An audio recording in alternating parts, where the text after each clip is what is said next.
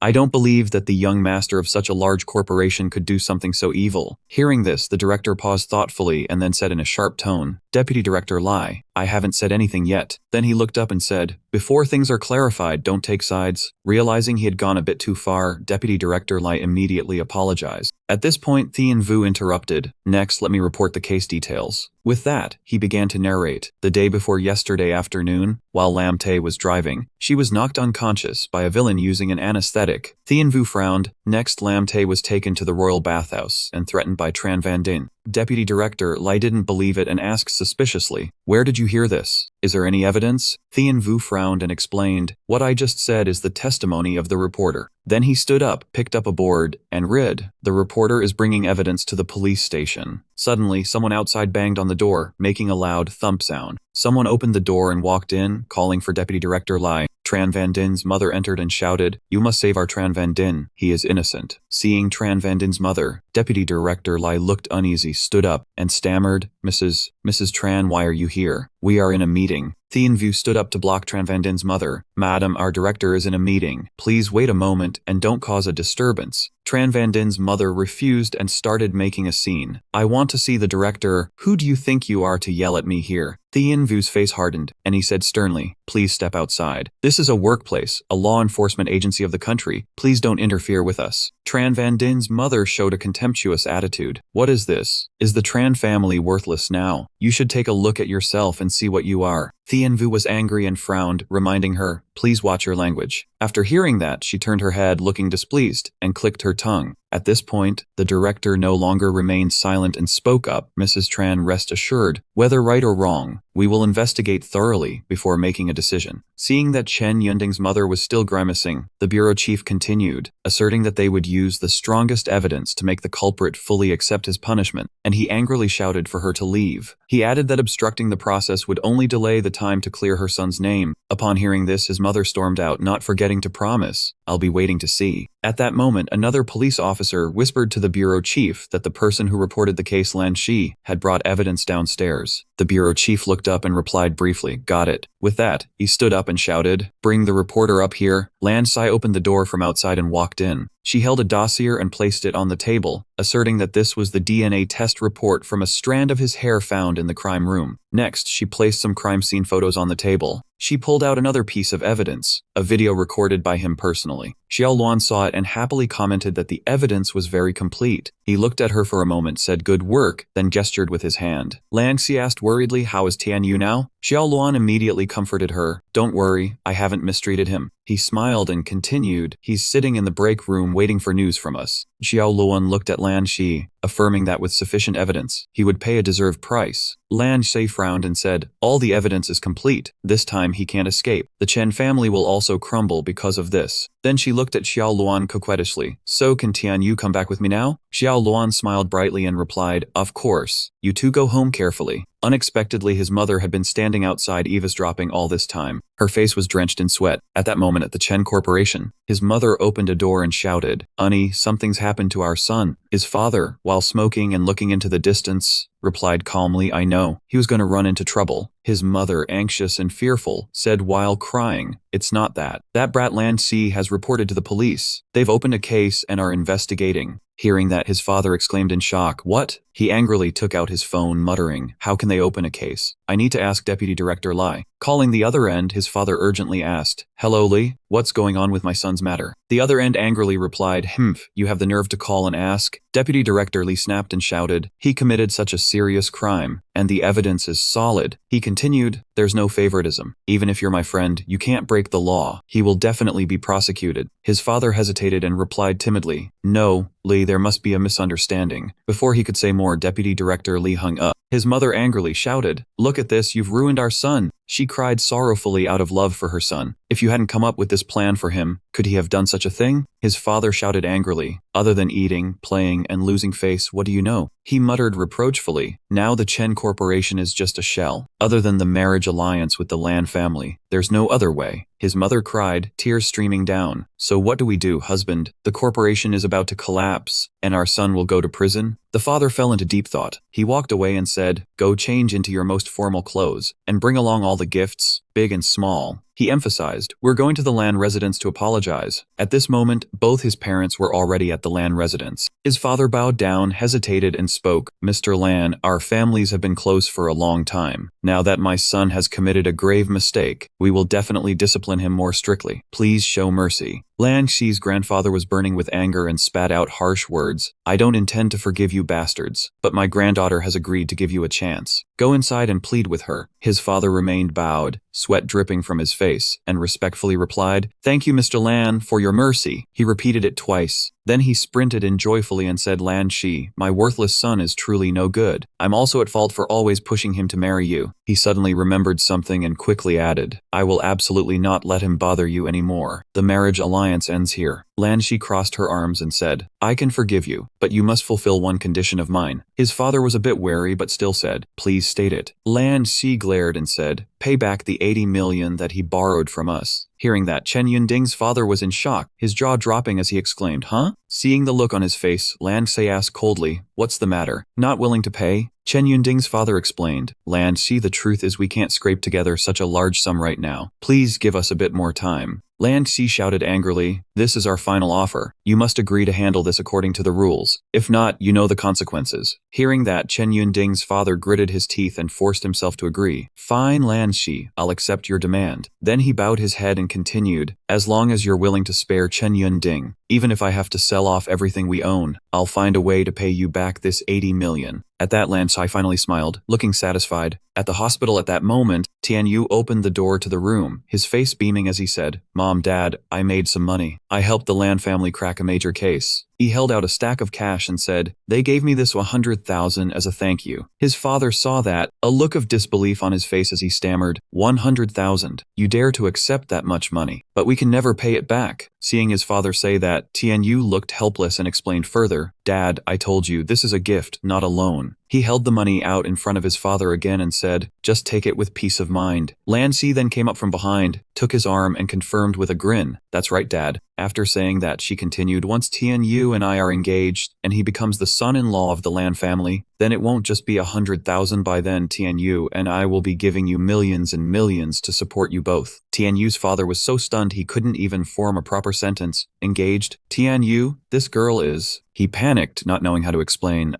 she's... Just then Lan Xi cut him off and introduced herself. "Hello, uncle and auntie, I'm Lan Xi." She nervously smoothed her hair and added, "Tian Yu's girlfriend." Seeing that, Tian Yu's mother smiled and said, "Oh, Lan Xi, Tian Yu has mentioned you to us." Suddenly there was a knock at the door. Knock, knock, knock. Hearing it, he went over and asked, "Who is it?" It turned out to be Dong Yu. She said, "Tian Yu, I heard your parents are sick, so I brought some fruit to visit them." She stood outside glancing inside and exclaimed, "Huh? Sister Lan is here too?" Seeing another girl appear, Tian Yu's father could only ask, "Tian Yu, who is this girl?" He felt exhausted and helpless, not knowing how to handle it. He thought to himself, "Oh no, this is going to be awkward." Lan Xi, seeing that, shyly said, "Little Jade, you came too?" Hearing the other girl's name, Tian Yu's mother smiled and asked, "Dong Yu? I know you. You're the study monitor of Tian Yu's class, right?" Dong Yu then calmly and politely bowed and greeted them. "Hello, uncle and auntie." Tian Yu looked at Dong Yu with suspicion and asked, "How did you know my parents are in the hospital here?" Dong Yu sighed and said, "Dong Zi told me." No sooner had she finished than a voice called out from outside like a town crier, startling everyone in the room. "Tian Yu!" Tianjia walked in, adjusted her glasses, and said, "I heard your parents were injured and hospitalized, and since I had no class just now, I came over to check on them." Seeing the third girl enter the room, he said in a weary voice, "Teacher Tianjia." Lan Xi looked at her for a moment and asked suspiciously, "Little Jade, is this your teacher?" Little Jade replied, "Yeah, she's our English teacher, Tianjia." Seeing the teacher come to visit, Tian Yu's father smiled and said, "Tianjia, please have a seat, sit down. Usually Tian Yu is under your care." Tianjia smiled and replied, "Tian Yu is my best student. Now that the college entrance exam is approaching, as his teacher, it's only right that I care for him." Then she turned and handed something to him, smiling as she reminded him, "Tian Yu, you haven't been to class for a few days because you've been caring for your parents. Here is the new practice exam paper. Do it when you have time." He smiled and replied, "Thank you, Teacher Tianjia." Suddenly there was another knock at the door. Everyone was startled, nearly unable to believe it, and thought to themselves, "Another person is coming?" A nurse stepped in and reminded them, "It's time to change the dressing. The patient needs quiet. Please don't be too noisy." Tian Yu let out a relieved breath. "Phew, it's just the nurse." At that point, all three women were leaving. Lan Xi turned back to say goodbye. "Tian Yu, we'll be going now." He saw that and smiled. "Take care." Suddenly his father called out in a serious tone, "Tian Yu, come over here." When he came closer, his father asked suspiciously, "Didn't you like Xu Ping? Why did so many girlfriends suddenly show up today? What's the meaning of this?" Saying that, he shouted in anger, "If you're the kind of son who flirts around with every girl, then I don't have a son like you." Tian Yu sighed and explained, "Oh Dad, why do you think all three of them are my girlfriends? Besides, I never said I liked Sister Xu Ping." His father continued angrily, "I'm your father. After all these years, do you think I can't see how you feel about Xu Ping? I won't talk about the other two, but you already admitted Lan Xi is your girlfriend. What else do you have to say?" At this moment, Tian Yu's mother spoke up to explain that he had previously told her he was faking a relationship with Lan Xi to deal with the troublemaking actions from the Chen family. Xu Bin walked in and said that she had taken care of things all day, so he could leave the evening to her. Seeing Xu Bin arrive, his father smiled brightly and said that Xu Bin was still the best. His mother turned and whispered to her husband that she also thought Shubin was good. While Lanxi's background was not ordinary, if he married her in the future, the young man would have to put up with her. Noticing his parents whispering, Shubin blushed and asked curiously what they were talking about. Suddenly, she remembered something and said that their TV station had just aired a treasure hunting show, and they told her to be the host tomorrow. Then she turned to look at him and asked, "Don't you like treasure hunting shows? Come and support me tomorrow." Hearing that, he chuckled and murmured, "A treasure hunting show? They're pretty popular lately. Did your station produce it?" Shubin replied, "That's right. Are you coming?" Then she said, "That's right, are you free tomorrow?" He immediately seized the opportunity. What was he waiting for? Of course he had to go. The next day at the TV station, a crowd swarmed around like ants, pushing and shoving just to get a spot. The white-haired old man asked, "Today's guest, my friend, what treasure did you bring?" The exquisite box in the man's hand was owned, and he replied, "A human-shaped porcelain vase." The spectators below, gathered around to see what was considered a treasure, couldn't help but murmur in awe. A spectator observed it and asked, "My friend, which dynasty is your vase from?" The guest recounted, "I once took this treasure to a master for appraisal." The man repeated the master's exact words, saying it was from the Song dynasty. The man who had just spoken was surprised. "The Song dynasty?" Another person standing nearby, who seemed quite knowledgeable, said, "If it really is from the Song dynasty, it's worth over 600,000. An old man appeared from nowhere, stroked his beard, examined it, and said, "Young man, I don't think this is Song porcelain, it looks more like new porcelain." The man, extremely annoyed, yelled at the old man, "Old man, if you don't know, don't talk nonsense. I had an expert check it out." At that moment, Shubin reminded him from behind, "The show is about to start. I'll go on stage first. Take your time and look around." He obediently replied, "Yes, got it, sis." Only then did he notice the argument happening in front of him and wondered what they were fighting about. The old man began to haggle. "Even though I think your vase is new pottery, if you want to sell it, I'll offer you 150,000. The man refused vehemently. "Old man, get out of here. How dare you say that? You're clearly insulting my treasure." Watching from the sidelines, he roughly understood the situation and muttered in his head, "If I knew about antiques, I could help them, but unfortunately, I don't know anything about this area." Suddenly, an idea struck him. "Should I activate the cultural artifact appraisal system? It costs 20 energy points. Limit one item." He smiled contentedly. "It's been so long since I used it. I almost forgot I have an invincible system." He smugly opened the appraisal system. Immediately, the stats of that vase appeared before his eyes. After completing the appraisal, he drew a conclusion. "So that's it. This vase is indeed a treasure, but it's not Song porcelain." He thought for a moment and then decided to stay silent and watch the situation. Maybe this time he'd hit the jackpot. The man seemed unwilling to argue further. "Let's just wait and see what the judges say." The old man still tried to persuade him. "Young man, I'm trying to save you from embarrassment. If your treasure goes up there and the commissioners say it's new porcelain, then it'll be worth nothing, right?" The man was adamant and ignored the advice. He simply turned his back and said, "Talking is useless. Let's just wait and see." Shubin smiled and announced, "Please welcome the next 10 contestants." The man smiled and placed the vase in the center for Shubin to introduce. "The treasure I brought is a human-shaped porcelain vase from the Song dynasty." The audience below immediately exploded. "Wow, a Song dynasty vase. That's at least 600,000. Shubin gave a professional smile and guided, "Next, please let the commissioners evaluate and appraise it." The three judges, exuding an air of experience, observed the so-called treasure. The man was a bit nervous and hesitantly asked, "Master, how is my vase?" Master Shi, sitting in the middle, spoke first. "This is a human-shaped porcelain vase with decent craftsmanship, but it is not Song porcelain, it is new porcelain." The judge picked up the vase and examined it more closely. "The new porcelain is not bad, but it has no advantage compared to other collectibles." The man protested loudly. "Master Shi, could you please re-examine it? How can it be new porcelain?" He stated firmly with his keen eye, "No need to look again. It's new porcelain. We can't be mistaken." Master Shi clasped his hands in front of him and advised, "Young man, if you don't believe us, you can find someone else to appraise it. Lao Zhu and I have many years of experience appraising antiques." He paused for a moment, then said coldly, "If we could mistake new porcelain for old, then how could we survive in this industry?" The old man from earlier also chimed in from below. "I thought it was new porcelain from the start." The cornered man lowered his head and asked the big brother if he still wanted that item, offering to sell it cheap. The old man explained that he had quoted 150,000 earlier because he wanted to be sure the item had a 30–40% chance of being antique porcelain. The old man opened his eyes and looked at him with indifference now that Master Shou and Master Shi had confirmed it was new porcelain. Each word pierced the young man's heart, and he said, "Young man, do you still think I'll offer a high price to buy from you?" Master Shi behind him quoted the market price, saying that on the market, items similar to your new Shubing human figurine porcelain were only a few thousand yuan. He sighed helplessly, thinking he should have sold it earlier. Right then, Tianyu firmly spoke up. I'll buy it for 8,000. The man grabbed the lifeline and immediately stepped forward, saying, "Deal sold to you." The crowd around enjoyed the drama and murmured that he was really throwing money away. 8,000 yuan could buy a much better new porcelain. After that, nothing else exciting happened and the show ended. Xu Bing put her hands on her hips and questioned him. "Tianyu, both your uncle and aunt are in the hospital and need money badly. Why did you waste money on that?" Tianyu smiled to reassure her. "Don't worry, sis, I won't spend money to take a loss. I have my own plans." Just then, the two judges from earlier walked by, and Tianyu seized the opportunity to call them back. "Master Zhu, Master Shi, please take another look at this item." Master Zhu refused flatly. "No need to look again, young man. The two of us can guarantee on our honor that this is absolutely new porcelain." Tianyu smirked and replied, "Master Zhu, I'm not denying that it's new porcelain." He held up the gleaming vase and pointed, saying, "This porcelain human figure vase is indeed new porcelain, but it's a rare treasure." Master Shi couldn't stand it and advised, "It's not worth it, young man. With today's crafting technology, this kind of porcelain is hardly rare. Spending 8,000 yuan on it is really too expensive." Tianyu persisted, saying, "Sir, take a look at the writing on the bottom of this vase." Master Zhou was almost out of patience and raised his voice. "I already said it's new porcelain. What writing is there to see?" As he spoke, he actually noticed something on the bottom of the vase. Master Zhou couldn't help but pick it up to examine it, saying, "There are 2 letters written here. Could this be?" He immediately caught on and exclaimed, "That's right. This is the initials of the president of country A. This porcelain human figure vase is a state gift meant for country A." Just as Master Zhou was examining it, someone snatched it away, and he panicked, demanding, "Let me see it again!" The two of them carefully observed it again, and Master Zhou immediately judged, "No mistake, this really is a state gift for country A." He hurried over to Tianyu as if afraid someone would steal the treasure and asked, "Young man, will you sell this vase? With such important historical significance, I want to buy it." Tianyu cheerfully stated a price, 80,000 yuan. Master Zhou didn't hesitate and sealed the deal. "Done." Xu Bing observed from the side, amazed, and said, "Wow, Tianyu, you're really good. How did you know how to appraise treasures?" Tianyu proudly boasted, "Sister Xu Bing, I have many talents." Tianyu took the check for 80,000 yuan and handed it to her. He generously said to Xu Bing, "This is a gift for you." Xu Bing asked in panic, "What gift did you buy?" She was disappointed and scolded him, saying, "School's about to start, and you have so many expenses. Why waste money?" Xu Bing shouted angrily, "Your Uncle Ji is injured again, and we don't have much money at home. How can you keep splurging?" After scolding him for a while, she stopped. Time passed until dusk, and Xu Bing picked up her backpack and headed home. Halfway there, her phone rang. She quickly grabbed her bag to answer. "Hello?" The voice on the other end immediately replied, "Zita, there's a new activity tomorrow at the station. Come rehearse a run-through." Xu Bing quickly accepted the order. "Okay, got it." Xu Bing turned and said goodbye to him. "Well, Tianyu, go home by yourself. Stay safe." Tianyu smiled with a reliable expression. "Sis, don't worry, I can take care of myself." Then Tianyu strolled alone along the road bathed in brilliant orange-red light. When he reached a roadside cafe, he paused slightly. Inside the cafe were Dianjia and Dian Hao.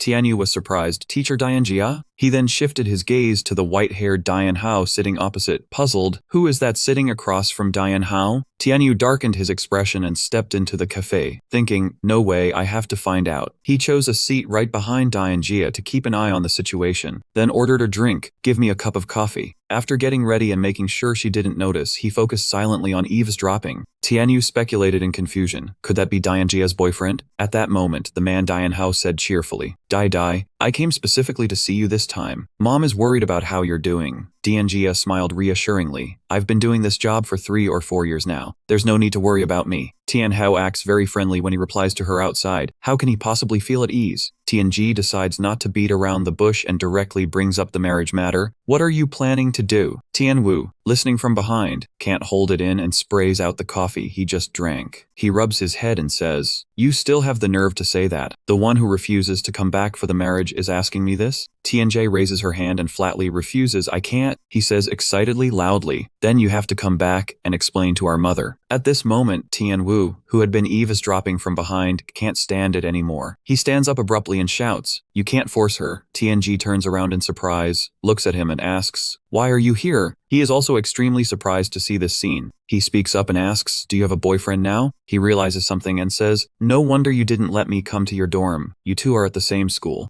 Tian Wu sees his attitude and asks in confusion, "What's going on? Aren't you her boyfriend?" Tian Hao saw that expression and laughed. Haha, turns out it was just a misunderstanding. Let me properly introduce myself. He smiled and said, I'm Tianjia's older brother, Tian Hao. Tian Wu was surprised and pointed at him. You're her brother? Tian Hao smiled meaningfully and repeated, yeah, her older brother. After confirming, the young man scratched his head sheepishly.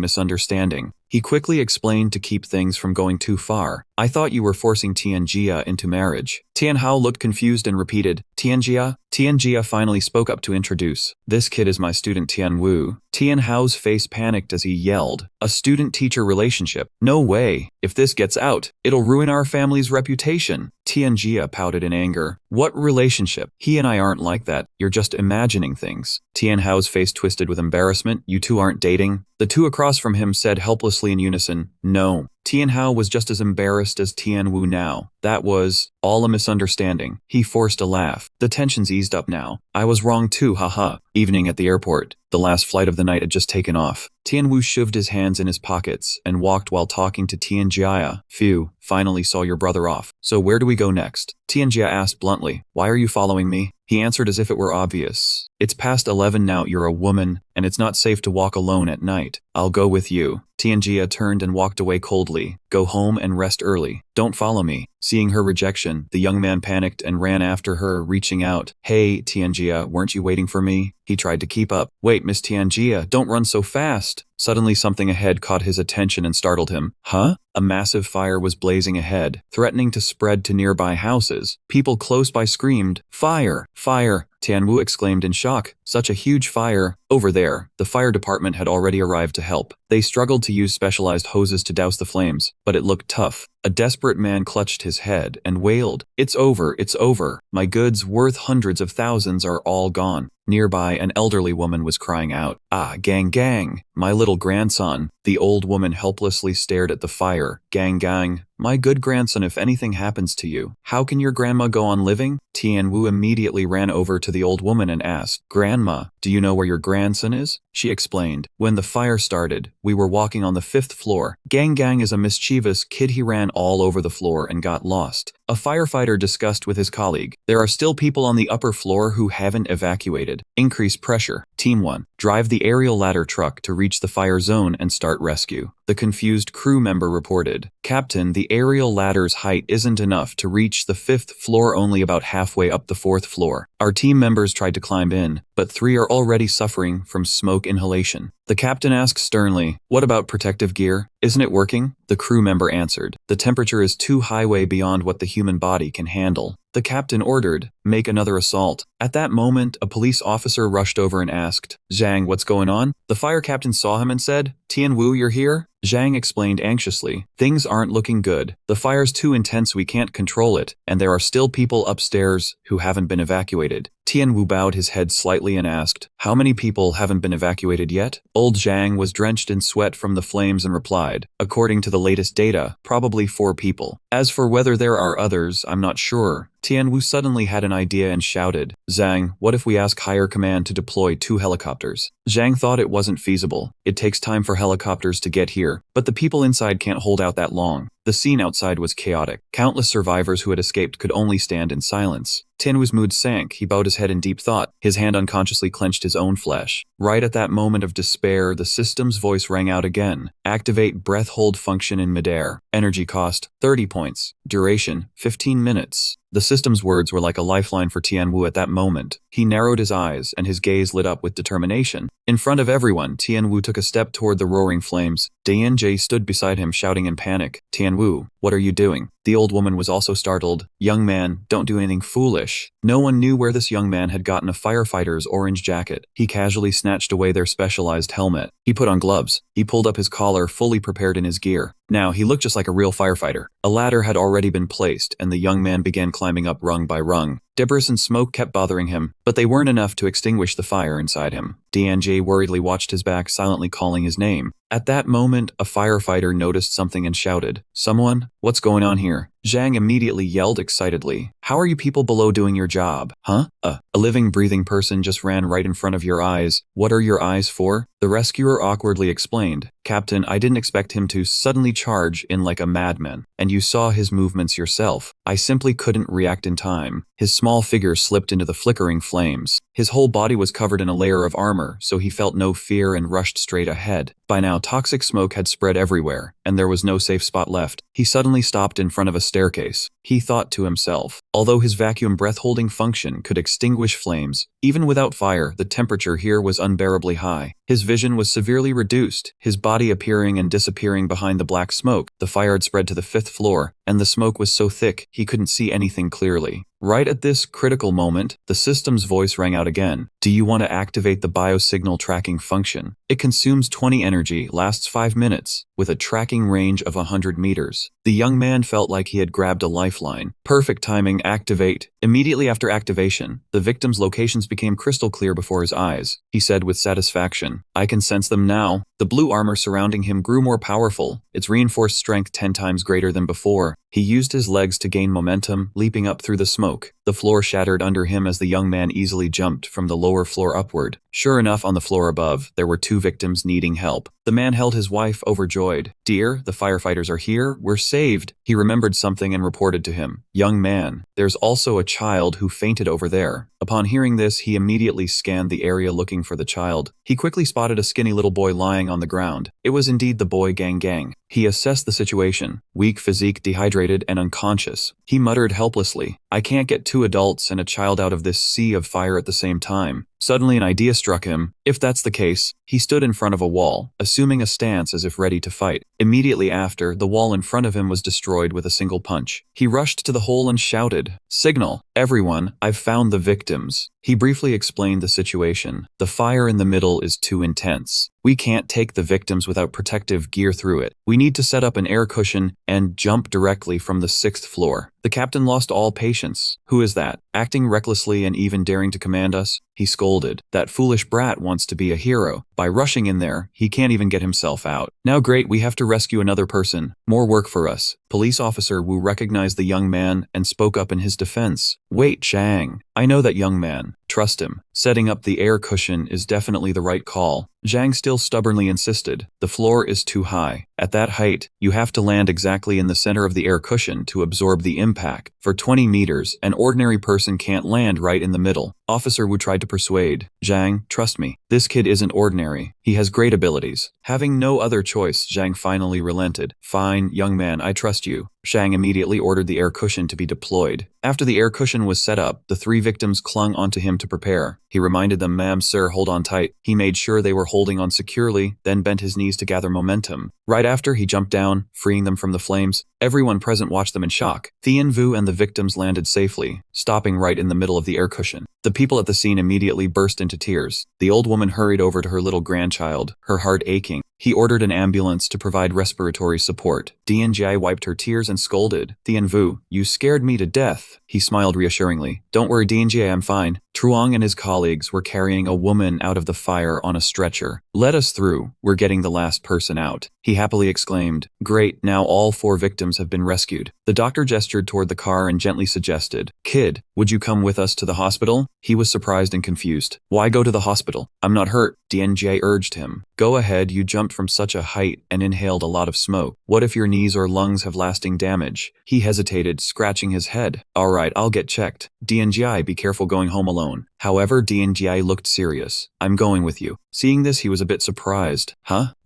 I don't want to trouble you. Her face changed, looking somber. Your parents are both in the hospital. As your teacher, I have a responsibility to take care of you right now. The doctor opened the car door. Get in. He obediently sat in the car and listened attentively as the doctor asked, Mr. Kai, where do you feel unwell now? And the person accompanying you is... Dianjie quickly answered, family. This seemed ordinary but made him blush with embarrassment. The next day, Dong Gok sat in the classroom, intently staring at the lines in her book. Suddenly, Tu Li's voice rang out, drawing her attention. Sister Dong Gok, isn't Thian Vu here? She glanced at Tu Li and calmly questioned, Tu Li, what are you looking for him? He hasn't been to school for days. As soon as she finished, Tu Li seriously denied, No, I'm not looking for Thian Vu. I came to find you to discuss something about him. Hearing this, Dong Gok was puzzled. What happened to Thien Vu? She slowly explained. The Taiho shopping center caught fire. Did you know? Thien Vu showed up there and helped fight the fire. Dong Gok looked blankly confused. Fighting fires. Wasn't he supposed to be taking care of his parents? Then she lowered her head slightly and murmured, but he's a very warm-hearted person. He wouldn't ignore something like this. Next, Dong Gok looked up and probed. Did he get hurt while fighting the fire? Tuli calmly replied, everyone knows his skills. How could a fire hurt him? Her tone changed, becoming gentle. What I want to talk about isn't the fire. Guess who he was with at that time? Dong Gok asked. Who? Tuli raised her voice. The English teacher DNGI. She froze at Tuli's words. Placing her hand on the desk, she slowly continued. The rumors about a teacher-student romance have spread all over the school, and now someone saw them meeting outside campus. Tuli showed her phone with a picture of Thien Vu and DNGI. I even have a photo here. Look, DNGI is all dressed up beautifully, and Thien Vu is wearing a suit. They look exactly like they're on a date. Dong Gok stiffened upon hearing this. Seeing her expression, Tuli panicked and quickly comforted her. Senior, don't lose heart. DNGI is almost 26, a full 8 years older than Thien Vu. A teacher-student relationship is already bad, plus the age gap. Compared to DNGI, you have many advantages. Even so, Dong Gok couldn't hold back her emotions, tears welling up. Tuli saw this and was flustered. Hey, senior, I only meant well, please don't cry. DNGI stood outside the door and spoke up. Today I'll go over sample test 1. Everyone go back to your seats. Tuli whispered into Dong Gok's ear. Well then, senior, I'll head back first. DNGI stood at the podium and asked sternly, is Thien Vu not coming to school again today? Hearing this, Dong Tu raised his hand. Thien Vu's parents had an incident. He's staying home. She softened. I see. Dong Tu, that's fine. Dong Gok, next time you pass the assignment to Thien Vu, I won't go there anymore. Dong Gok smiled slightly with joy.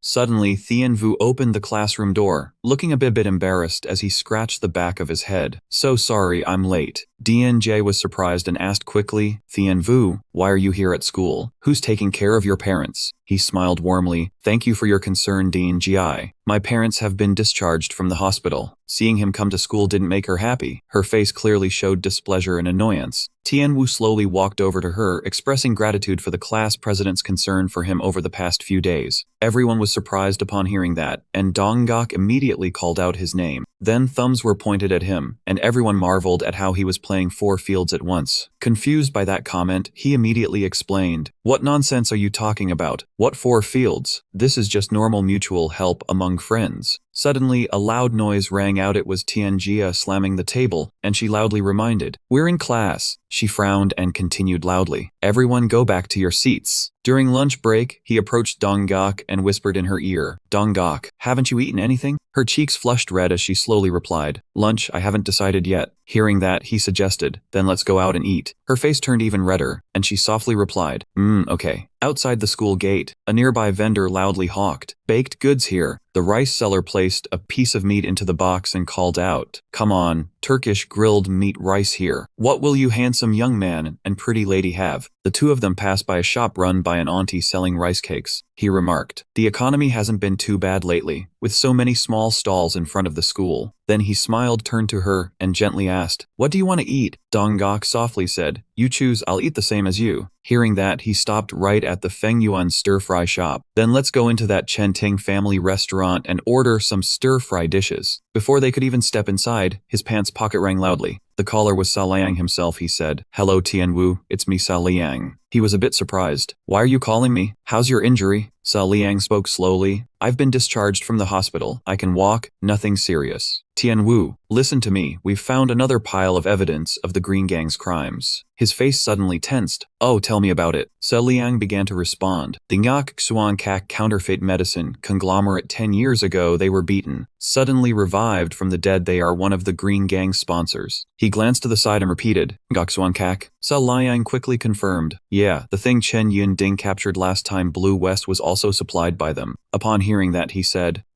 sorry for all the trouble. Keep investigating, we still need more solid evidence. He quickly complied. Got it. The other end of the line had hung up. Then he turned to Dong Gok and said, Dong Gok, let's go eat. Her face showed a mix of sadness and surprise, and she softly asked, Tien Wu, are you still tangled up in Sa Liang's affairs? He didn't look at her but stared straight ahead and explained, if I could, I would also want a peaceful life, but they threatened my family. I can't just stand by and do nothing. Her eyebrows slightly raised and her face blushed. In front of them was Jin Changdong, who was aggressively rolling up his sleeves and loudly demanding, "Watch where you're going. Are your eyes just for decoration?" The other person politely bowed 90 degrees and expressed, "I'm terribly sorry, my apologies." But he received a kick from Jin Changdong and was sent sprawling onto the pavement. Jin Changdong looked at him with contempt.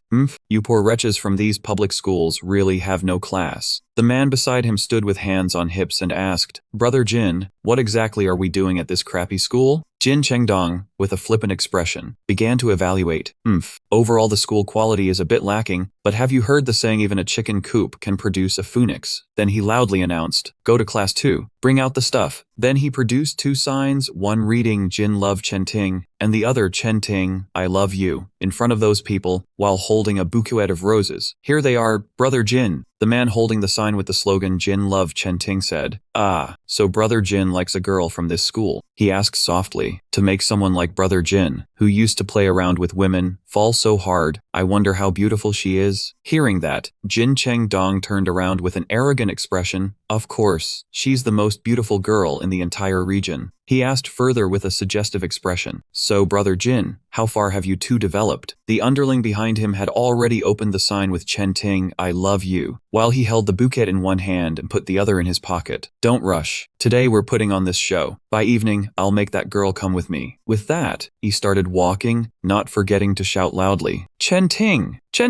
I love you, like a mouse loves rice." He looked dumbfounded. What's going on? Where did this mentally deficient guy come from? Dong-gak beside him still couldn't process this information and wondered to herself. They seem to be from an aristocratic school, coming to confess love. Who is Chen Ting anyway? Jin Chengdong gradually grew tired, wiped his sweat with his hand, and quietly ordered, "You guys keep shouting, I'll take a break." His face started to twist sharply, and he glanced to the left. Huh? Tianwu and Dong-gak silently stood watching them this whole time. Both blushed unconsciously, and one of his friends exclaimed, "Wow, Brother Kim, this girl is so pretty. Could this be Chen Ding?" Hearing that, Jin Zhengdong quickly denied, "No, she's not Chen Ding, but she is indeed prettier. I never thought this crappy school had so many pretty girls." Then a deep thought flashed in his mind, and he muttered to himself, that Chen Ding is just an online girlfriend anyway. If I'd known there was someone prettier, I wouldn't have wasted my time chasing her. With that thought, Jin Zhengdong loudly announced, "Brothers, stop. Change targets." Next, he knelt down and offered the flower to the girl, with his gang of brothers looking fierce behind him. Jin Zhengdong asked boldly, "Miss, I am Jin Zhengdong. May I ask your esteemed name?"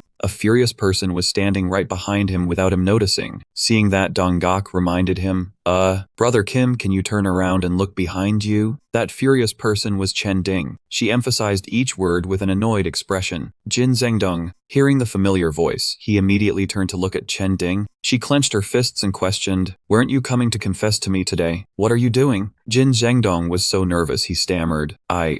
Suddenly Tian Wu's voice rang out in the tense atmosphere, "Ah, I see." Chen Ding's face darkened, and she began to overthink. Dong-gak, whether it's grades or looks, everyone says you're number 1 and I'm just number 2. I've always lived in your shadow. Hearing that, Dong-gak was confused and quickly denied, "No, that's not it, friend. We don't even know each other." Despite that, Chen Ding still snapped, "Stop talking nonsense. Not only do you want to take my number 1 spot, but you also want to take everything from me." Tianwu glanced at her, his face slightly tense, thinking, do this guy and girl have brain problems? Chen Ding pointed at Dong-gak and said something outrageous. "You're walking with your own man, yet you still want to seduce someone else's boyfriend. How can you be so despicable? Are you that starved for men?" Then Chen Ding turned to Tianwu, "And you, a man like you can't even control your own woman. You follow beside her and let this slut flirt with other men?" Those excessive words made Tianwu angry. He clenched his fists and said in a low voice, "It's okay for a woman to be a little ugly, but having a vicious mouth is just asking for a beating." Jin Zhengdong stood aside worriedly, thinking Chen Ding already said that, so I'm not sure I can win Dong-gak. The duck is right at my mouth. I can't let it get away. Then he decided, brothers, charge. At the order, they immediately rushed forward. They ran straight toward Tianwu and Dong-gak, shouting, "Ah!" Dong-gak whispered a warning, "Tianwu, these people aren't very bright, go easy on them." He smirked and replied, "Okay." Next, he lightly punched the guy in the face, but it was enough to make him scream in pain. Next was the brown-haired guy who fared no better than the previous one. Then the guy with glasses got hit so hard his glasses flew off. The other guy was knocked down by Tianwu before he could even step up. Jin Zhengdong's jaw dropped in shock. This kid is that good at fighting? So Liang stood behind and loudly ordered, Stop it, all of you. He sternly looked around. Tianwu saw Sa Liang before him, felt a bit afraid, and muttered under his breath. Sa Liang.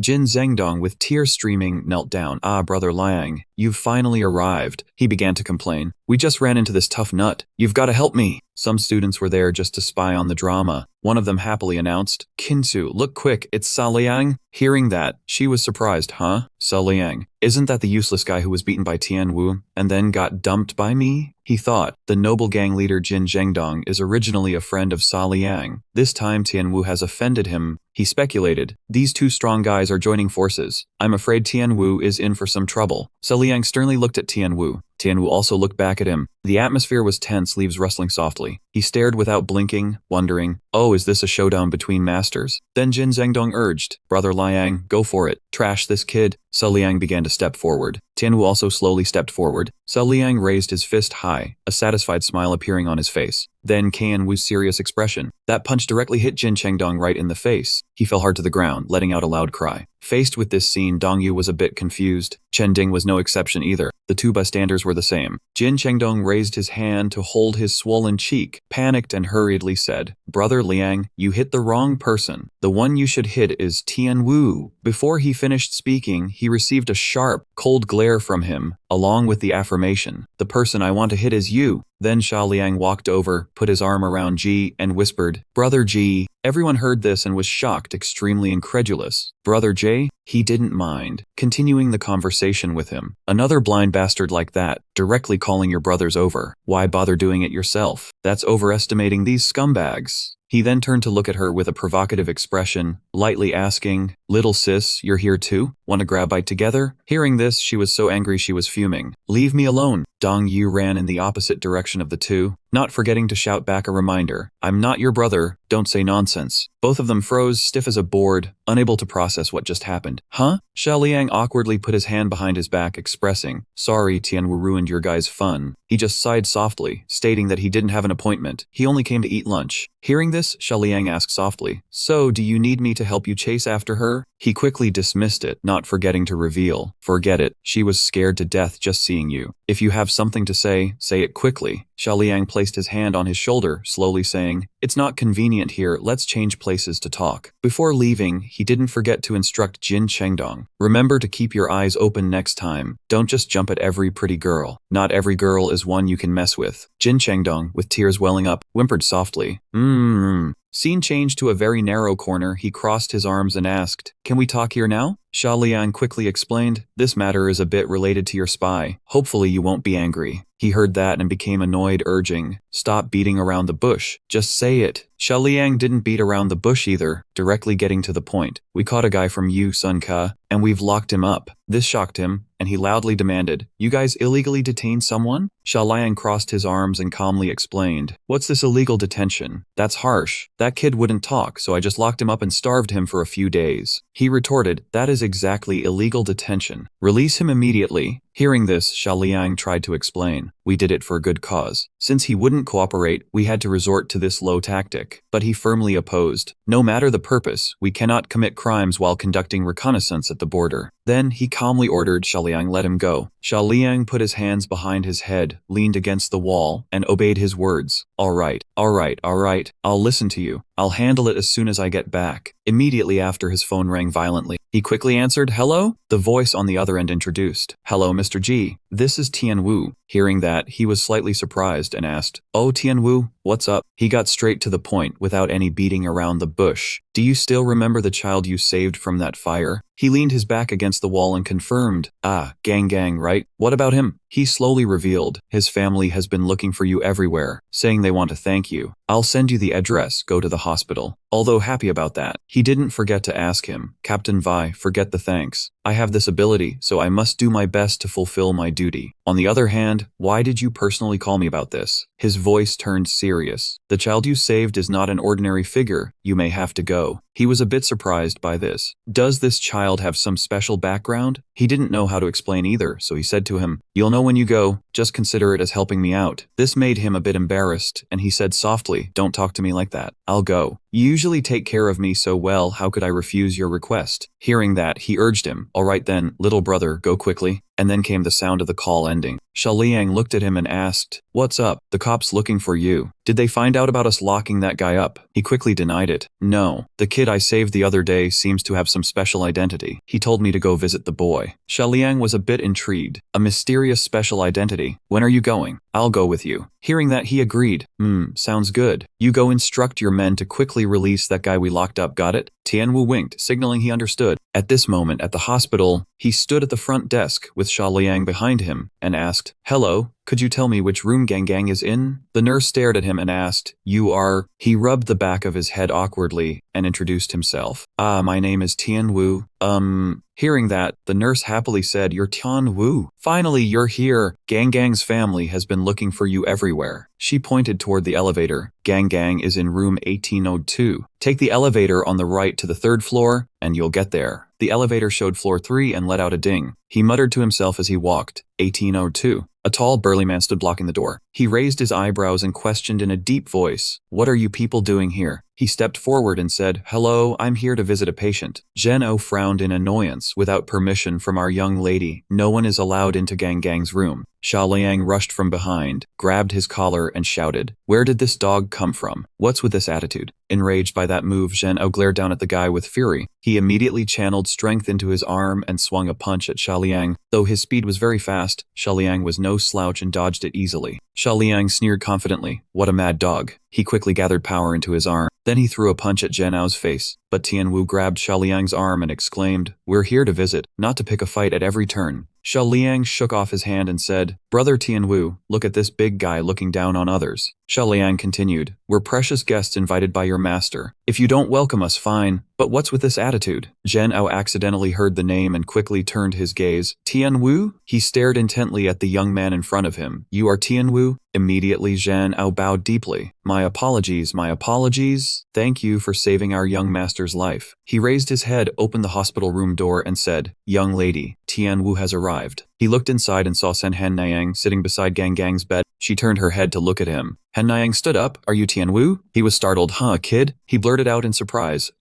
You're Gang Gang's sister?" She smiled gently and replied, "Yes, I am Sen Han Niang. Thank you both for saving my little brother's life." He rubbed his head and laughed sheepishly. "Ah, little friend, could you call a parent here? I was entrusted by someone to meet Gang Gang's parents." Hearing that, Sen Han Niang crossed her arms in annoyance. "I'm 18 years old. Don't call me little friend. I came to take care of Gang Gang today, so I am the parent." He squinted. "This," Xiaoliang chimed in. "Maybe we should go ask that guy outside the door." Hearing that, he walked over to Zhen. "Oh, brother, could you find an adult to come here? We are entrusted people. Talking to this child doesn't seem very sincere." Suddenly, Wen Yan stepped in and spoke. "No need, Zhen. Oh, I've arrived." He immediately bowed respectfully to her. "Greetings, madam." Then Wen Yan smiled softly and looked at him. "Are you Tianwu?" He replied, "Yes, greetings, madam." She smiled brightly. "Not at all, not at all. You saved my son's life. You are a great benefactor to my entire Tran family." Wen Yan took out a stack of cash. "Take this money, a small gift to show our respect." He held her hand and exclaimed, "Madam, you misunderstand. I do good deeds without expecting repayment. I cannot accept this money." Wen Yan laughed out loud. "You are exactly as the police said. Not only are your martial arts extraordinary, but your morals are also upright." Then she smirked slightly and added, "Since you won't take the money, let's exchange phone numbers. If you ever have any difficulties, just call me. I am the chairwoman of the Chamber of Commerce and can solve quite a few problems." After that, she smiled warmly. "Mr. Tian, our Sen family will never forget your kindness. In the future, if you ever need our family's help, just say the word." He stood by and smiled brightly in response. "Madam, you're too kind. Anyone would have helped if they saw that situation. No one could bear to watch a child being burned by fire." Then Wen Yan curiously asked, "Mr. Tian, you're about to take the college entrance exam, right?" Hearing that, he innocently raised his hand and replied, "That's right. Please don't call me Mr. Tian anymore. I'm not much older than your daughter. Just call me Tianwu." Wen Yan happily told Tianwu that since she was older than him, he should call her Cody from now on. Heeding her words, the young man immediately called her aunt. Suddenly, Sen Han stepped over, grabbed his hand, and asked how old he was and whether he was still in school. Seeing this, Wen Yan immediately crossed her arms and scolded Sen Han for being rude, insisting that she address him as Brother Tianwu. Hearing her scolding, the little girl puffed her cheeks and replied, "I know, Mom." Seeing the tense situation, Tianwu spoke up to defuse it, saying that he was now 20 years old, in the 12th grade at No. 4 high school, and about to take the college entrance exam. Sen Han immediately looked at him with admiring eyes. The little girl quickly turned to Wen Yan and said, "No, for high school. I want to go there too." She immediately scolded, "Brother Tian Wu is about to take the college entrance exam, so what would you do at that school?" Senhan thought for a moment and then replied, "That's true." Suddenly, Zhen Ao walked over and reported to the madam that a young lady had arrived, saying she was there to visit the young master. That girl said that she and Master Qi had brought Gang Gang to the hospital together. As soon as he heard that, Tian Wu's face turned pale as he realized it was Dian Jia.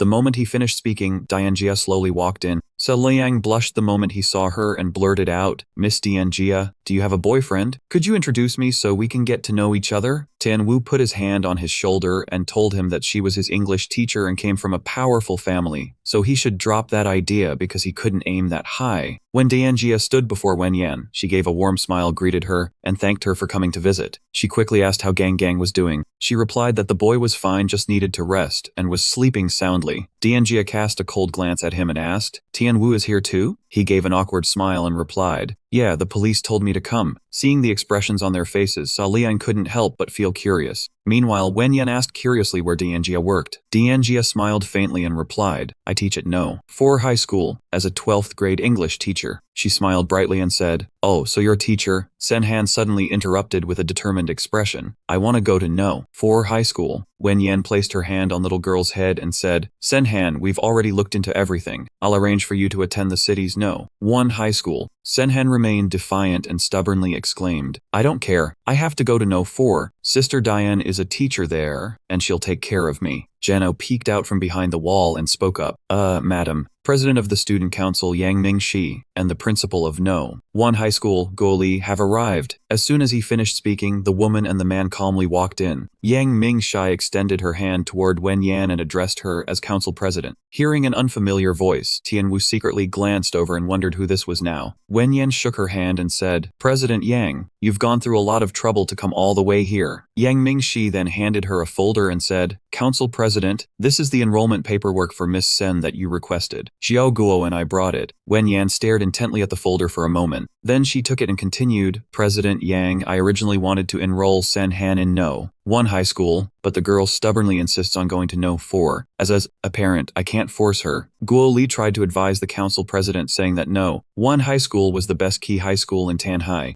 Senhan puffed her cheeks in anger and pouted. The little girl's expression immediately caught Yang Mingxi's eye. She immediately spoke up, "Council President, the environment and teaching staff at No. 4 are also very strong. Miss Sen wanting to study, there is not a bad choice." Wen Yan smiled warmly and added, "I've heard that both No. 1 and No. 4 are key schools. Children choose for themselves and parents shouldn't interfere too much." Yang Mingxi bowed politely and said, "Council President, after you two have discussed it, come find me to negotiate. Xiao Guo and I still have matters to attend to, so we'll take our leave now." Wen Yan replied, "Yes, thank you for your trouble, President Yang." A moment later, the two walked down the empty hallway, and Guolei asked President Yang what she thought about the situation. She closed her eyes and continued, "When the council president first arrived in Tanhai, she asked me to transfer Miss Sen to the best school. I recommended No. 1, and she agreed. But for some reason, Miss Sen now wants to go to No. 4. He frowned and said, "I understand now. It must be because of that woman. She's a teacher at No. 4 and has lured Miss Sen into going there." Meanwhile, Tian Wu waved goodbye to Wen Yan and said, "Gang Gang needs to rest, so we won't disturb you any longer." Wen Yan waved back and told Tian Wu to study hard, and that when he passed the college entrance exam, he should come to her house to celebrate, and she would cook a meal personally. Hearing those encouraging words, Tian Wu grinned widely and thanked her. On the bustling street, under the night sky, everything remained lively and crowded. Cao Luong sighed, and there was no one around him. He asked, "Are you going to tell me about the detainee earlier?" The other replied, "Yeah, just now the old man called and said they handed that guy over to the police." Tian Wu continued, "Then that's good. But you haven't told me the background of that guy." Cao Luong frowned and replied, "The person we captured is Ngok Nuong, the boss of Jade Cloud Pavilion." Tian Wu, "You don't understand the inside story, so let me explain it to you." He recounted, Jade Spring Pavilion has been around for a few decades now. In recent years, their scale has grown larger, and their clientele spans all levels, from officials to the poor. Jade Spring Pavilion has been punished many times, but no force ever touched their real foundation. Sa Luang's face darkened. They've held their ground in New Coast for so many years. He looked at Thien Vu. What do you think they rely on? Thien Vu guessed. Could it be that behind Jade Spring Pavilion there's a major corporation backing them? Sa Luang continued. Not just that, they also have a terrifying tactic, drug attacks. He frowned. They have mind-control drugs. Thien Vu, when you told us to hand Gok Nuong over to the police, I knew right away you didn't understand the complicated situation inside. Thien Vu cut him off. Maybe things aren't as irreversible as you think. He put his hands in his pockets and looked into the distance. Doesn't Gok Nuong have several major powers backing her? The world is vast. There's always a higher mountain. The coexistence of the strong and the weak is the rule. If they want to break the rules, some force will punish them. Sa Luang followed Thien Vu's gaze and sighed. I hope so. The next day, the sky was clear, mountains undulated, and birds soared. Meanwhile, at the Clear Gang headquarters, Ngok Tre sat dazed in a dark room. After a moment, he picked up his phone. Ngok Tre spoke. Chu Hu Bing Ngok Nuong has been arrested by the police. They're investigating Jade Spring Pavilion. On the other end of the line, in a high-rise building,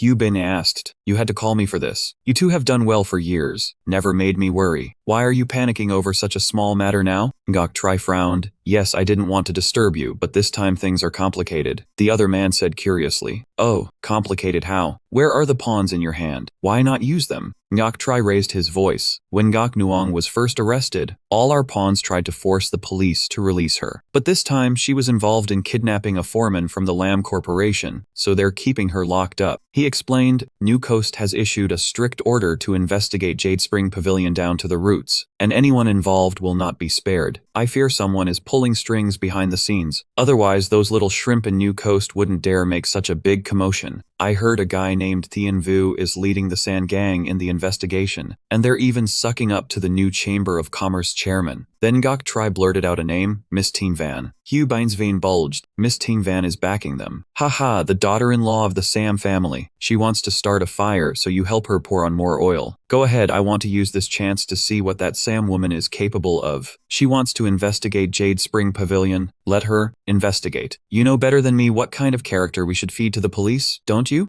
Ngok Tre nodded and simply replied, Chu Hu Bin mused. You and Gok Nuong have had smooth sailing for years, and it's been boring for me. With such a good opportunity, show me what you've got and let me have some fun. Ngok Tre's voice trembled. So what do we do about Gok Nuong? Hu Bin laughed loudly. Ngok Nuong understands her fate better than you, just as you know what will happen to yourself one day. Then the two hung up. Ngok Tre sat in a daze for a while. He went out to the hallway and shouted, Kwok An. He looked at the old man and ordered, Take the brothers to the San Gang's hideout and wipe them out. Kwok An heard the order and replied cheerfully, Yeah. He grinned. As you command, okay. We should have taught those punks a lesson long ago. Outside, lightning bolts began to flash across the sky. Meanwhile, Thien Vu and Sa Luang shear heads with their hands as it started to rain. Sa Luang sighed. It's about to pour. How about we take shelter at my place? Thien Vu agreed, sure, and we can check on the brothers while we're at it. The rain grew heavier, and when the two arrived at the shelter, they saw the brothers lying sprawled along the hallway. Thien Vu was shocked. What happened? One of them gasped in pain. Brother Luang, Brother Vu, we were ambushed. Tian Wu and Xia Liang stood watching their suffering brothers, and rage flared up inside both of them. He gritted his teeth and asked who had dealt the deadly blow. Xiao Anzi gasped for breath. With bitter resentment, managed to choke out the King Gang, Guo Ying. He clenched his hands to suppress his grief, ordered Xia Liang to call an ambulance first, then gather the remaining brothers to strike straight at the King Gang headquarters. The two were about to leave to carry out the mission when Director Qin suddenly appeared and shouted, Xia Liang, wait! Xia Liang heard his name called and turned his head, asking Director Qin to speak directly if there was something. Director Qin hurriedly ran up to Xia Liang and begged him to see if he could get the brothers to evacuate from his auto repair shop. Xia Liang clenched his teeth, his eyes like bullets as he stared at Director Qin, and asked if he wanted the Xia Gang to get the hell out of here. Director Qin quickly raised his hands. No, that's not it. He bent forward and waved his hands to explain that Brother Liang had misunderstood. That wasn't what he meant. Director Qin recounted that today, when those King Gang guys passed by, they told me. He recalled Guo Ying stepping on him with a contemptuous sneer. Boss Qin, you're a businessman. I have no grudge against you. Just don't let the Xia Gang use your lot, and we'll be peaceful. The old man flashed a sinister smile and threatened Director Qin, saying he heard he had 2 daughters. If he didn't cooperate, they'd use his daughters as fans to apologize. Xiao Liang and he listened to this and could only let themselves be drenched in the rain to keep their wounded souls from shattering. Director Qin bowed his head in anguish and begged, "Brother Liang, I'm just a small ordinary citizen who minds his own business. I don't dare offend either you or the King gang bosses. Please, for the sake of my daughters, show mercy." In the torrential midnight rain, Xiao Liang's face and reflected through the puddles. Director Qin, if this were the old days, I might have struck you, but ever since meeting Tianwu, I've changed. I accept your request. Xiao Liang's gaze turned stern and resolute. Rest assured, we will pull out and absolutely will not let your family get involved. Then he roared to show his righteous resolve. Your daughters, the neighbors on this street, who once cared for the Shagang, they will all be protected by the Shagang. At that moment, Director Qin's eyes lit up with hope, and he exclaimed, "Brother Liang," and he bowed before Xiao Liang, thanking him profusely. He followed closely behind Xiao Liang and blurted out, "Xiao Liang, your awareness moves me, but with so many brothers after we pull out, where do you plan to put them?" Xiao Liang's face showed deep, brooding thought. He continued, "First, take good care of the brothers' wounds, then we'll figure it out." At 8:52 p.m., the ambulance arrived and took the Shagang brothers for treatment. The two brothers stayed until they came before him and asked about the situation. What exactly happened that the Shagang got beaten so badly? He held his head in his hands and said, "The King gang struck." He looked seriously at the two of them, Liu Xiao and Liu Dazhuang. "I didn't call you here for anything else. We're organizing a force to wipe out the King gang in one go. Are you two in?" Liu Xiao immediately clenched his fists to show determination. "Do you even need to ask? You definitely have to count us both in." Seeing their resolve, he replied, "All right, I'll go tell Xiao Liang." With that, he walked toward Xiao Liang. Xiao Liang, Liu Dazhuang, and Liu Xiao are willing to join. Including them, we have 20 men now. At this moment, Xiao Liang was sitting in a corner deep in thought. Seeing this, he spoke up, "Xiao Liang, what's wrong?" Xiao Liang covered his face with his hands, his expression full of pain. The doctor said Xiao Anzi has stopped breathing. The words made his heart clench, and both Liu Xiao and Liu Dazhuang were deeply stunned. Xiao Liang stood up with a worried, sorrowful demeanor. There's no chance of saving him anymore. His body has already gone cold. Saying that, Xiao Liang again covered his face with his hands and hesitantly continued, "Xiao Anzi was among the earliest brothers to follow me." Painful tears fell like a burst dam, engraving this grudge in his heart. He gritted his teeth. "We must make the King gang pay." The scene shifted to reveal a body with a cloth draped over its head. Xiao Liang went to the body one last time. He looked at the corpse before him and asked sadly, "Hongchak, how much money is left in the gang's account?" Hongchak opened his ledger and replied, "Bonfanzai bari safan, yon bari dong."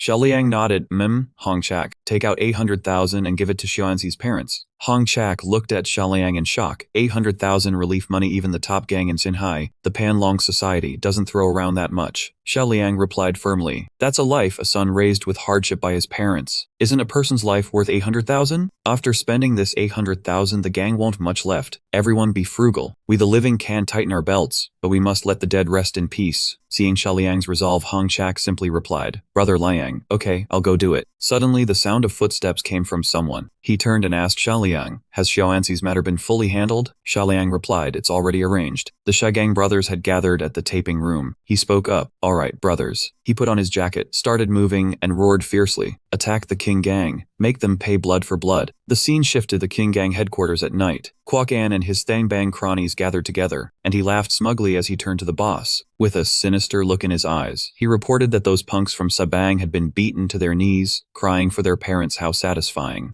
Gok Tri waved from inside, signaling, "All right, let the brothers relax and have fun tonight." He came over and whispered into Kwok An's ear, "Tell the brothers downstairs to stay on guard. Be careful of a sneak attack from Sabang." Kwok An laughed scornfully. "You doubt too much. Right now, they don't have more than 7 or 8 able-bodied men. What can those 7 or 8 do?" Gok Tri remained highly vigilant. "Brother Kwok An, don't be too careless. I heard that Sao Luong has a new figure by his side named Thien Vu. He truly is cunning and well-informed. That guy Thien Vu is the son-in-law of the Lam Corporation, has extremely strong backing, outstanding martial arts, and even the head of the Hong Long Society was no match for him, being sent to jail in just 3 rounds. Kwok An interrupted, "Boss, his specialty isn't martial arts, so naturally he doesn't have deep understanding in this area." He gave an example. Old Huang's Eagle Claw can easily break external techniques, but not internal techniques. When encountering a martial artist with profound internal energy, he'll suffer. He took himself as a model, fantasizing about his supreme glory. "My chaotic origin form intention Tai Chi fist is the king of martial arts, countering all methods. Heaven itself counters all martial techniques." Nok Tri glanced at Kwok An. He came over and patted his shoulder. "I have something to do tonight. You stay here and celebrate with the brothers." He grinned as he watched Ngok Tri's retreating back. "All right, see you."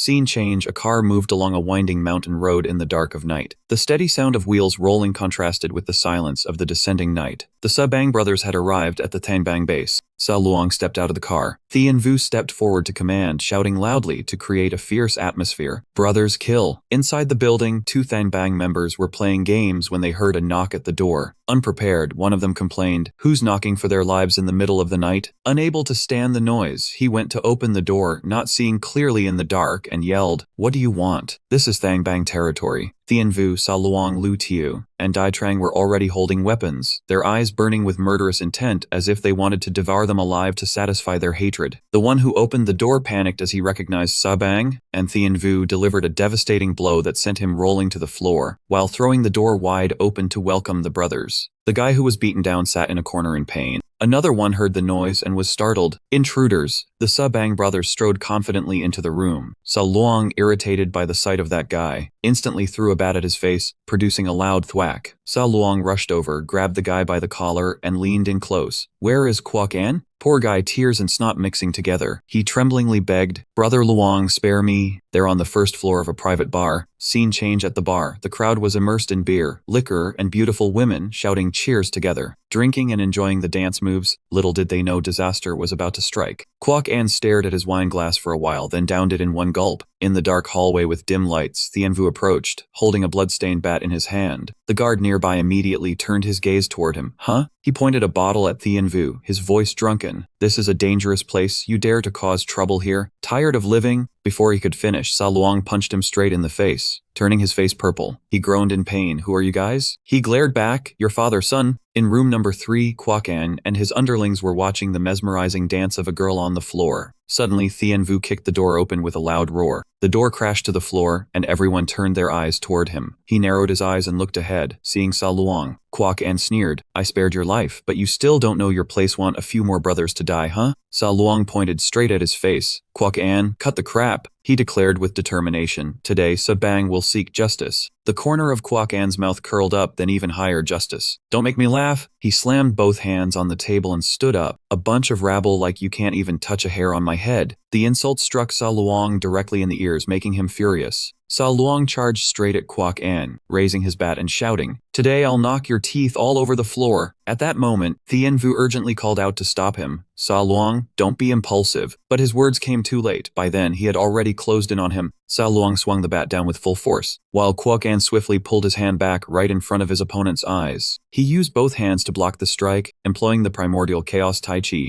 Kwok An gasped and then reached his hand toward Sa Luong's face. With a swift movement, he twisted the young man's arm backward. Finally, he crossed his arms and delivered the decisive strike. Immediately, Sa Luong felt an excruciating pain. Blood splattered from his head as he fell backward. Thian Vu and Sabang anxiously shouted Sa Luong's name. He groaned "huh" and clutched his face in pain. Sa Luong slowly sat up, thinking to himself that the movement was too fast, that Tai Chi isn't always slow. His subordinate walked over and asked, "Hoang, are you okay?" Sa Luong replied resolutely, "Just a small wound, nothing serious." "Hoang, pick up that baseball bat for me." The young subordinate hesitated. "Brother Luong," when Kwok An threw this bat away, he held up the bent bat in front of him. "It's already warped like this." Suddenly, Thian Vu stepped in and said, "Sa Luong, take a few brothers and deal with those guys. Leave Kwok An to me and Lu Dai Trang." Hearing that, Sa Luong stood up and replied, "All right, I'll leave him to you." After his group left, Kwok An asked curiously, "So you're that Thian Vu the boss mentioned?" He shrugged. "I heard you guys took out old Hoang, and now you're just a snot-nosed kid." Kwok An sneered, didn't expect it to be a snot-nosed brat. Thian Vu gritted his teeth and instructed Lu Dai Trang and Lu Tiu, "Don't listen to his taunts. Stick to the plan." Both answered in unison, "Yeah." Hearing that, Thian Vu immediately activated his tenfold power. Kwok An immediately sensed the immense power from his opponent and couldn't help but marvel. Such strong energy. He smirked. "Looks like tonight's going to be fun."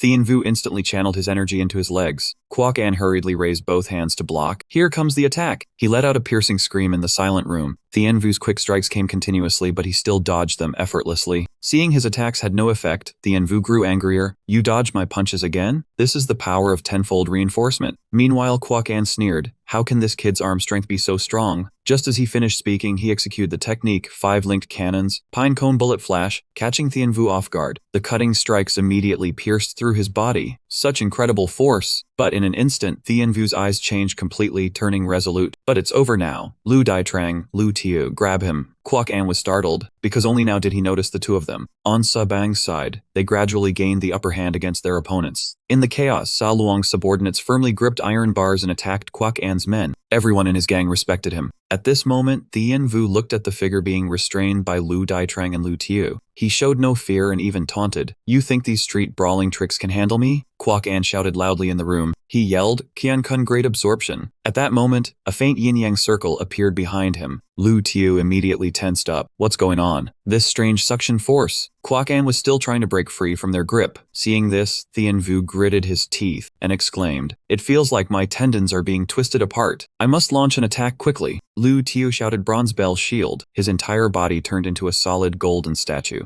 Seeing that, Lu Daitrang didn't hesitate either and used Bronze Bell Shield. He immediately gritted his teeth against the overwhelming power of both. Kwok An blinked and exclaimed, "Not so easy to escape. Does Sa Bang still have a Bronze Bell Shield master at this level?" At this moment, Thien Vu stared at him while cracking his knuckles. Tian Wu noticed that Guo An quickly shut his mouth, his eyes full of tension as he stared at him. In an instant, he threw a hook punch at the old man. Immediately after, a flurry of punches rained down from him. Guo An glanced down, his cheekbone swollen and blood streaming from his nose. Not letting the old man rest, he quickly punched hard into Guo An's stomach. The old man spat out a large mouthful of blood and stumbled backward. Seeing victory on his side, he rolled up his sleeves. "It's over, Guo An. Where is the old boss of the King Bang?" The old man immediately replied with a sarcastic tone. "Over?" Guo An sneered contemptuously. "It's just beginning." As soon as the words left his mouth, he used Tai Chi Push Fist to send Liu Dazhuang and Liu Xiao flying. Liu Dazhuang's entire body slammed hard into a nearby wall. As for Liu Xiao, he collapsed to the floor. Guo An raised both hands, surrounded by a faint white smoke. Witnessing that power, he was extremely bewildered. That guy's inner energy had actually skyrocketed to the hardness level, visible to the naked eye. The old man replied with a triumphant smile. "The essence of the primordial chaos form in Tai Chi is the ability to receive and transform. The strength you just struck me with, I absorbed it all and turned it into my own inner energy. It's been a long time since I absorbed such pure inner energy. I am invincible now." Upon hearing that, he exclaimed, "Liu Dazhuang, Liu Xiao, both of you step back, keep your distance." He glared at the old man. "Tonight, I need to unleash all my strength to deal with you." He closed his eyes tightly and thought to himself, "Bring up all the abilities I've used before." He immediately set them all at once. Hardening control, life sense, touch hardening, high pressure resistance. His eyes quickly opened with a brilliant light. Guo An's face turned pale with fear, thinking. His violent aura suddenly stabilized. Such powerful energy actually settles like flowing water. The old man recalled an old memory. The last time he saw an aura like this was when his master expelled him from the sect. Meanwhile, he thought to himself, I can sense all of Guo An's movements. He used his eyes to look ahead, seeing the flow within the old man's blood. He observed the muscle fibers on Guo An's body, the neural currents, posture, inner energy. He could clearly perceive it all. Looking at the old man's defensive stance, he continued, "Inner energy is flowing to the Danshin." He frowned and conjectured, "Blood is rushing toward the left arm muscles. His next move is..."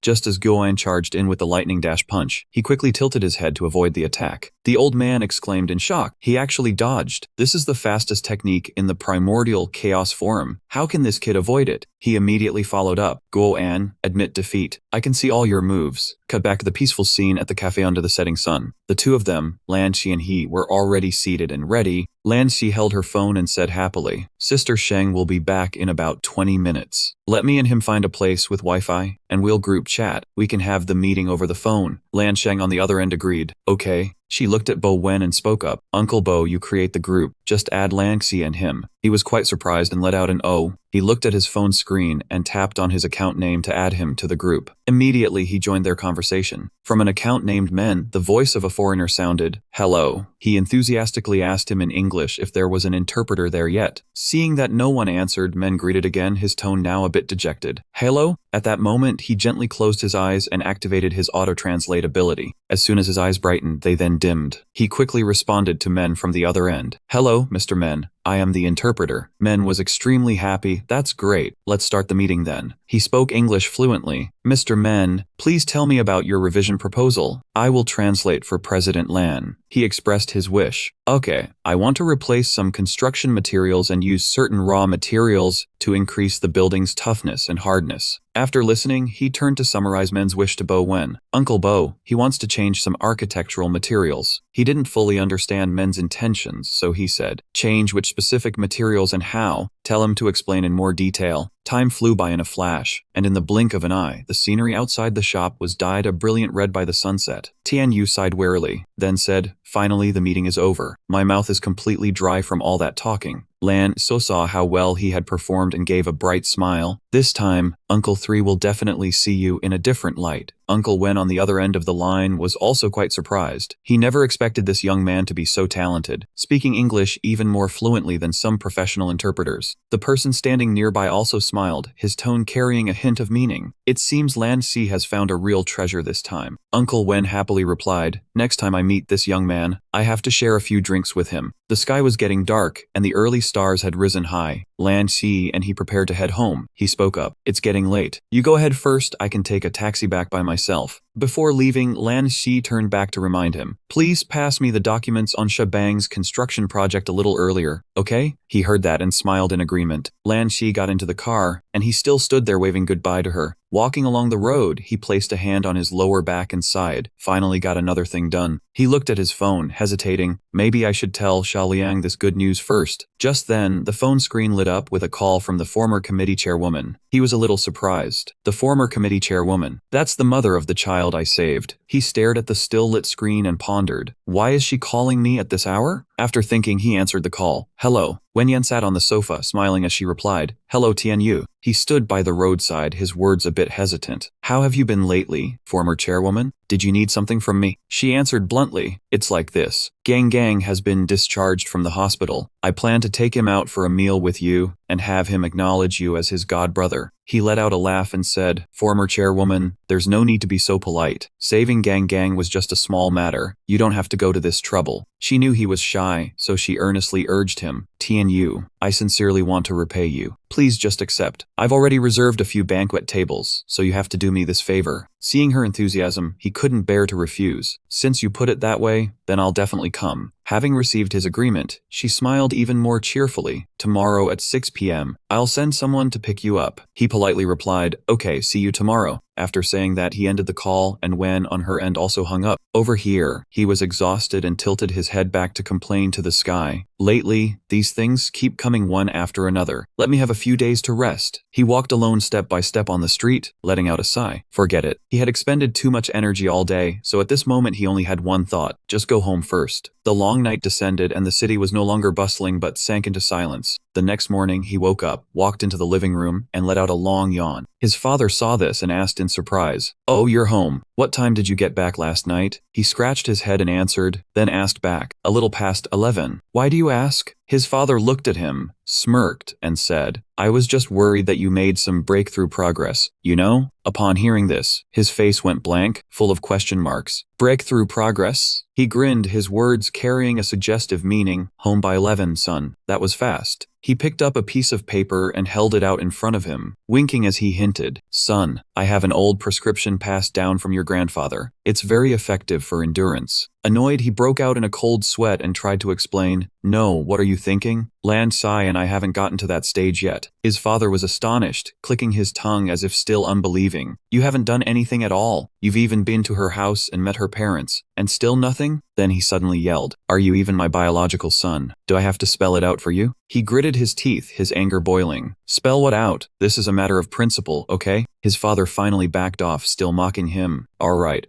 you have principles. I'm old and still not proper." He sighed again, full of frustration and helplessness. How can there be a dad this improper? With that, he turned and went into the room. "I'm gonna wash up first. I still have things to do this morning." His father glanced over and made a frivolous, offhand joke. A truly busy man. Today was a beautiful day, as if encouraging him to go out. He threw on his uniform and walked while scrolling through his phone. He looked at the online map on his phone, Fu District Road. Before him stood a magnificent large white building. This is it. Seeing the destination right ahead, his pace quickened, almost into a run. Suddenly, a blonde-haired man rushed out and blocked his path. "What are you stopping for?" He answered honestly. "The former committee chairwoman asked me to come." The man looked at Tian Yu with a contemptuous sneer and mocked, "Are you looking for President Gu? Why don't you go piss and take a look at yourself? Do you think this place is for you?" But soon after, the blonde man got slapped in the face and stammered an apology. President Gu. This little one has eyes but failed to see Mount Tai. I beg President Gu for forgiveness. Wen Yan closed her eyes, sighed, and took part of the blame on herself. I've been too lenient with all of you normally. Her gaze turned sharp and her words cut through her teeth. As for the specific punishment you'll receive, let Tian Yu decide. She and Tian Yu stood towering before the blonde man kneeling on the ground, and she asked, Tian Yu, what do you think? The blonde man clasped his hands and wept bitterly. Big brother,